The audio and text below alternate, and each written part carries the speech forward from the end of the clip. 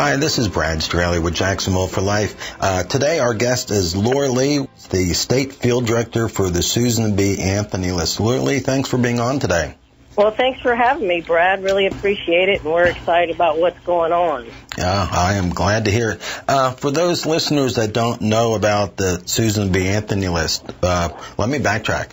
For those listeners that don't know Susan B. Anthony, who she was, can you tell us just a little bit about what she did?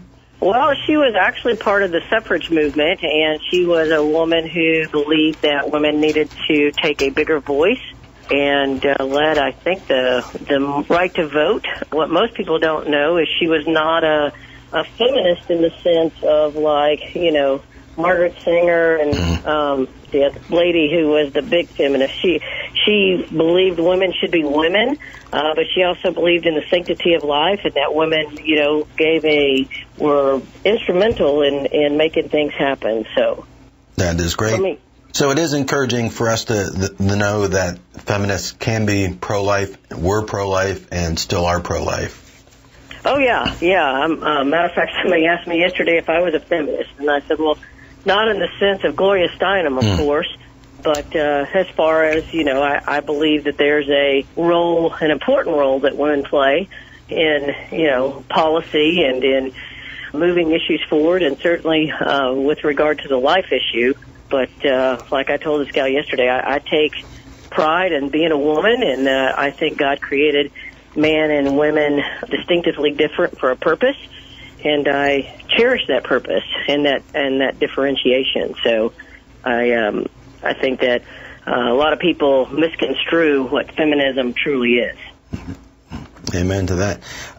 So bring us now to the Susan B. Anthony List. Well, Susan B. Anthony List is a organization that fights to end abortion by electing national leaders and advocating for laws that would save lives and to promote pro-life women. We do a lot in the campaign space with regard to field work. We have a very large grassroots door-knocking operation right now that we are actually in 8 states. That's great. I saw on your website it talked about those 8 states, and you know, like to obviously talk about Florida, since that's where we are. How's that been going as far as the door knocking in Florida? It's wonderful. I would say we've hit well over 500,000 doors in Florida since we started there. I think in May or June of last year, we've talked to Florida voters. We target low propensity GOP voters and persuadable Democrat voters, voters that are Democrats that are at some point pro-life, people that we know that believe in the sanctity of life, but for whatever reason or another, they have registered themselves as Democrats. And what we found, Brad, is that by and large, Florida voters are pro-life. They believe that, you know, there is a sanctity of life. They are appalled that Bill Nelson voted for partial birth abortion. They are people that, while they think there is a continuum, I would say, especially those who lean a little center-left, but they do believe it absolutely in limits, and they are appalled when we tell them that here in the United States, our abortion laws rival that of places like China, where the practice of partial birth abortion has and does take place. Yeah, it's good for you to sit there and remind us that, you know, America, China, North Korea, you know, those 3 countries with the partial birth abortion, and like you said, Senator Nelson is not only supportive of that, but also, you know, expects taxpayers to fund that. Now, you talked about the propensity of the Republican voters. How is that determined? So we have a modeling that we use. I'm sure your listeners are familiar with an app called I360. It's been around for, about a decade and a half now. And so it helps model voters, and we use the voter rolls in specific states to help identify those voters. And our job is to go to the door and inform them. And I can tell you from about 15 years experience that there's no better way to reach voters than at their door. When you go to somebody's door, and your listeners should know, Brad, that we insist that our canvassers are pro-life, so that when they go to the door and they talk to voters, their conviction on the issue transcends to that voter, and people feel comfortable. We usually get two reactions. One is, of course, and it's very, very few and far between, those people who are hyper left, liberal, and so, they don't want to talk, and I would say that's probably about 10, maybe 15% of the people. But other than that, the large majority are people who, like I said earlier, see the sense in having at least some limits on abortion, and certainly up to when children feel pain at that 5-month mark. So very receptive. It crosses all demographics, all parties, all income levels, sex, age. By and large, Americans are pro-life. That's right. That is right. Now, how can you gauge your level of success after speaking to a voter? Well, we ask about 3 questions, and depending on how that voter answers, we give them. So, for instance, and this is not verbatim, go to the door, introduce ourselves. Hi, I'm Laurie with Susan B. Anthony, and we'd like to talk to you about some important issues facing the nation. And then we tell them about Bill Nelson's record on partial birth abortion. You would be surprised, and this happened during the 2016 election too, the presidential, how many people are surprised that do not have the information that people like Hillary Clinton and Bill Nelson and over in Missouri, Claire McCaskill, actually voted for partial birth abortion, support it, and then, like you said, Brad, expect taxpayers to fund it. And so when you tell the American people the truth and you can substantiate it with facts and places where they can go and get more information, they make the right decision. And so, we've had people that have said, look, I've voted Democrat all my life, but knowing that Bill Nelson supports partial birth abortion and supports taxpayer funding of such heinous acts, we get 2 reactions. One is they say they're just not going to vote, which gains a vote for a pro-life candidate, or they say we're going to vote for the pro-life candidate. That's definitely a win-win. Yeah. This is Brad Straley with Jacksonville Life. We're speaking with Laurie Lee, State Field Director of Susan B. Anthony List. So you're doing this, and how else are you getting the information out about which candidate's pro-life, which candidate is pro-abortion? So Susan B. Anthony does a mixture of things. They use all the tools in the toolbox, of course. Not only do we do door-to-door, but we also do mail. We do a bunch of digital. I'm not sure that we've done any TV yet, but we believe in voter-to-voter contact, so that's where we concentrate most of our efforts.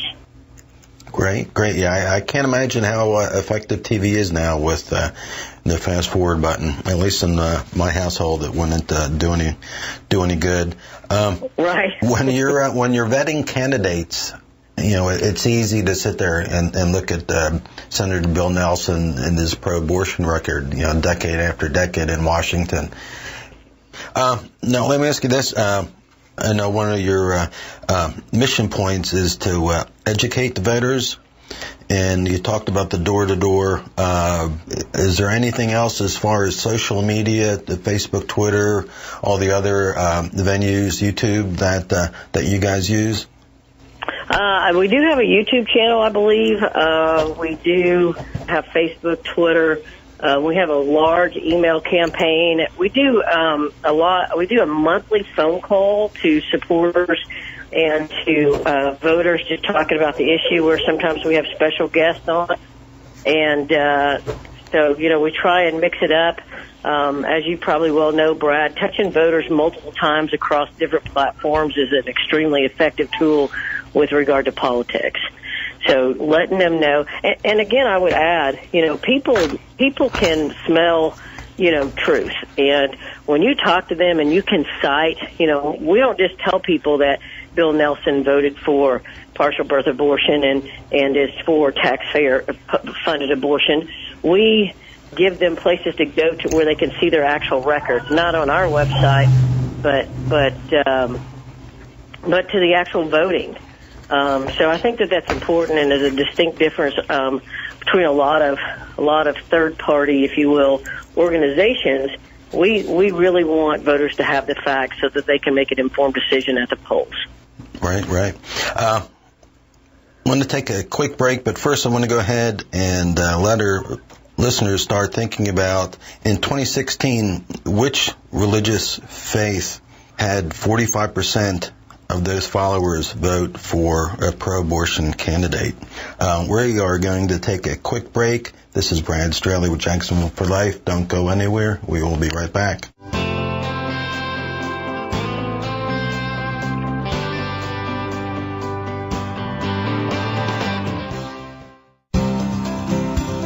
Hi, this is Jim Radloff with Empower Jacksonville. Have you ever had the experience where you've walked into a voting booth and not recognized any of the people that are running for a particular office, and you didn't know who to vote for? Is this person a Christian? What do they believe? Do they hold the same values that we do? Empower Jacksonville was formed to help you with this very issue. We are a local Jacksonville, Duval County-based organization, and we vet politicians, and we will let you know where they stand on the issues of pro-life and other issues that are important to Bible-believing Christians. Find us on Facebook. Type in Empower Jacksonville and get informed. For more information on all pro-life events, please visit our website, jacksonvilleforlife.org.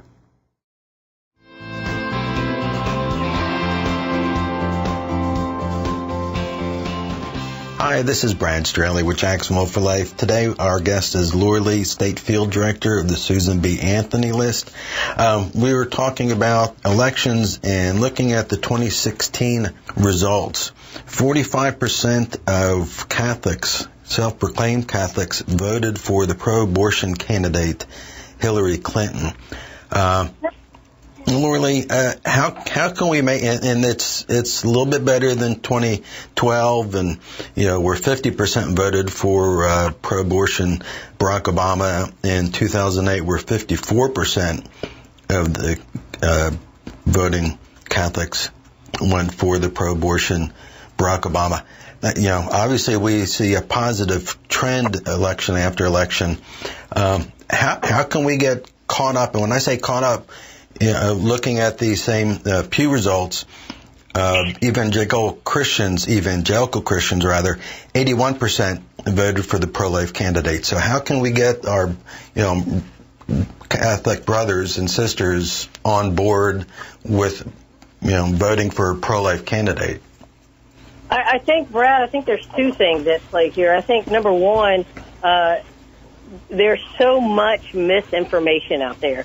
I will tell you that when we went to the door in 2016 and we were telling voters that Hillary Clinton was pro-abortion, that she advocated for and supported partial birth abortion, that she was for taxpayer-funded abortion, people by and large, even some, that would be more conservative on the right, were absolutely astounded. They could not believe that somebody would support such a heinous policy. And so I think that just getting accurate, grandiose information, just the facts, right? I mean, certainly we want to make a case for the unborn, but I think a lot of people try and cut out some of the white noise. There's just so much. People are inundated with phone calls and mail and TV commercials. But just that, hey, this really happened, and here's the proof behind it. I think that's the first thing. The second thing is, I think that we are in the true battle for the hearts and the minds of the voters in America.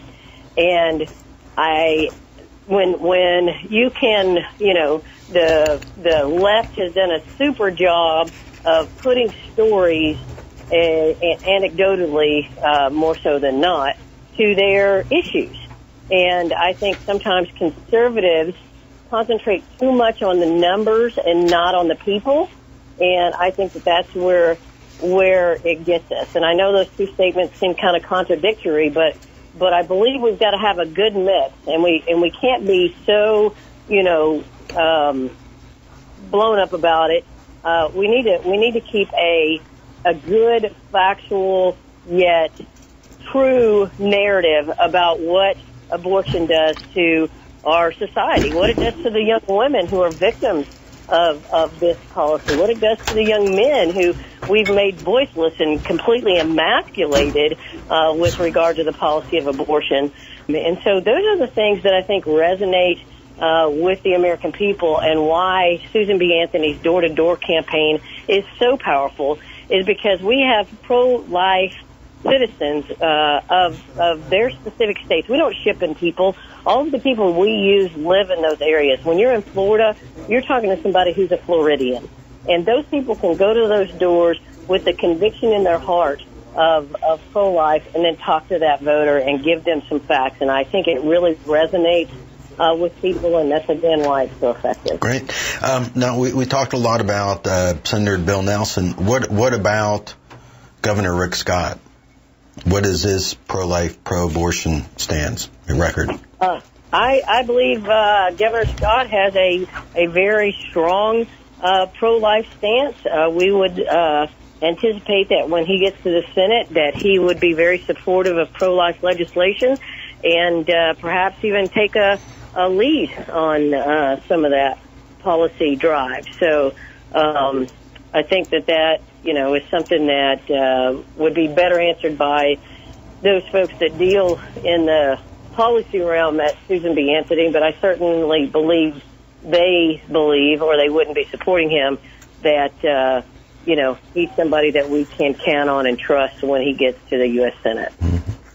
How important, we also have the governor's race in Florida, how important is it that we elect a pro-abortion or pro-life candidate over a pro-abortion candidate like Andrew Gilliam? I think it's really important. I think that, again, I think our campaign kind of has an effect on all the elections down ballot, because typically people go to the voting booth, especially the uneducated voter, to vote, and they correlate sometimes, unfortunately, party with policy.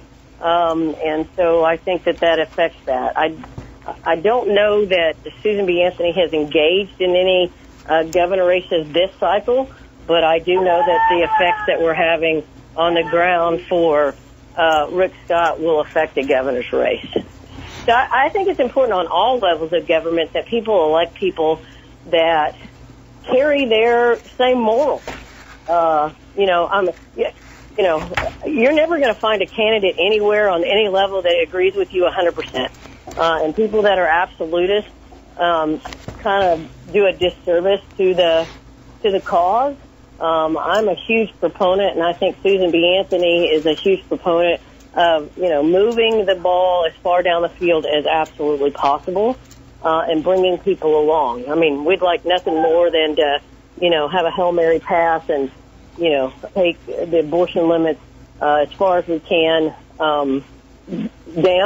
But we've set up a process in America where that kind of policy drive is just not realistic.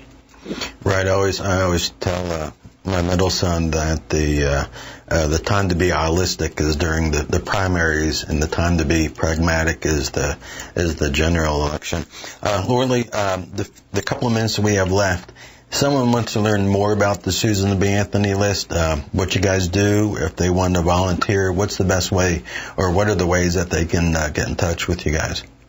Sure. I can give you my cell phone number. It's 501-258-6353. They can go to SBAlist.org and check out the contact information there. I would like to say, Brad, that we're in 8 states. So if you're listening to this and you live in Florida, but you know people that are in Missouri or Arizona, West Virginia, Indiana, Montana, there's 2 more. What am I missing? You can go on the website and look and see what state Susan B. Anthony's in. We are still in the process of hiring hundreds of canvassers across the United States to go out and to reach voters for the next 5 weeks to ensure that pro-life candidates are elected on every level. So if somebody, we continually hear about the money that George Soros and the other abortionists or pro-aborts are getting out people to, quote, volunteer. It's nice to hear that pro-life folks are actually, volunteering and, doing these things. Which is the best way for them to do that? Your telephone number or the SBLlist.org? Yeah, SBA.org would lead them to their appropriate field director. They would probably send them to me. We have 4 field directors in state. We have a gal named Beatrice that's in the Panhandle. We have Eileen that's over in the Jacksonville, Orlando area. We've got a gal named Molly that's over in the Tampa area. And then down south in Fort Lauderdale, Miami-Dade, is a gentleman by the name of John. And then, of course, in our other 7 states, we have field directors across. I should let you know, too, Brad, that we pay canvassers. So we're paying canvassers because we value people's time and know that this would be something. I mean, we're not against people volunteering, of course, but we do realize that, people have obligations, and to take out time of their day sometimes can be costly. Everybody has, jobs and family obligations, so we want to be cognizant of that. So we do pay $10 an hour, and we have a bonus structure in place where people can earn more. But I would really encourage your listeners, Brad, to reach out to us and see how they can get plugged in this last 5 weeks to ensure that across this nation and some of the most contentious Senate races that we can send pro-life legislators over to Washington. Yeah, and I think, recently looking at this, what I call fiasco, trying to get a Supreme Court justice through the Senate is a prime reason why we need to have 2 pro-life senators in Florida instead of 1 pro-life and 1 pro-abortion, since Senator Nelson has already said he's going to vote against Judge Kavanaugh. Well, which is very unfortunate that the liberal Democrats are doing this, basically eviscerating a man's character over partisan politics is just unconscionable. This man is highly qualified. It really does a disservice to the women who are brutally beaten and raped to, make accusations that are unfounded or unsubstantiated. In saying that, I don't know Dr. Ford. I am sure that, there's something evidently that has happened in her past. And, we want to make sure that women who are sexually abused have every voice. But I think everybody would agree that people like the Swetnick gal, who has made some ludicrous assertions, really needs to, that's just really, really unfortunate for those people who have actually suffered heinous criminal acts of sexual deviance and been hurt. And for the Democrats, I think they very much took advantage of the situation because their mission was certainly not to appoint the most qualified judge. As you can see, it was to make sure that they were not appointing anybody that would be a constitutionalist and have the character that Judge Kavanaugh has. Yeah. And vote to overturn Roe versus Wade. Laurie Lee, I apologize, but we are out of time. Thank you so much for joining us today and for all you do to promote a culture of life. We'd like to thank the station for being faithful to his word in this opportunity today. And thank you for listening. For more information about local pro-life efforts, please visit us at jacksonvilleforlife.org. Follow us on Facebook and Twitter. Until next time, do something. Save babies in Jacksonville.